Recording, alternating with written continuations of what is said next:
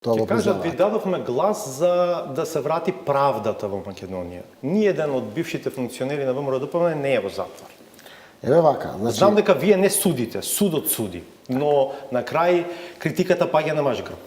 Значи, знаете, како го слушам господинот Мицковски вика кацарска судство, порано беше сваровски судство. Ние ништо не променивме во судството. Баравме од Европската унија да ни даде распуштање со реизбор на судството. Секој чесен судија што ќе помине филтрите на ветингот, нека остане судија.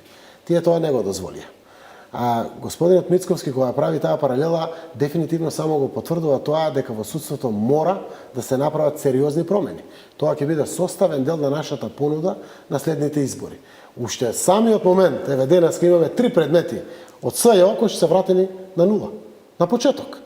Тоа само по себе кажува дека правосудството треба да има пак ви корените. не може ништо да правите. Брисел рече, после датумот, веќе ќе разговараме за брзата низ академијата, да може целосниот капацитет државата да го искористи, стручни соработници да може да станат судии, сите адвокати или правници над 5 години работно искуство да може да бидат капацитет и ресурс за суди, за обвинители во државата. Од едниот проблем за неспроведување на ветинг во правосудството е недоволен капацитет за пополнување на испразнетите места.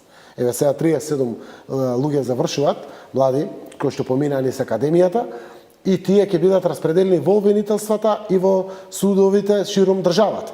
Од 750 систематизирани места во судството има 520 во моментот. Не може да ги пополнат. Ако 200 ветингот исчисте, нема од кај да додадат тие 200. Затоа целиот овој процес треба да биде добро усмислен и како мора да има распуштање реизбор на правосудството, ако сакаме да се средиме. И не само во правосудството, во јавната администрација, во МВР треба да има, во другите институции.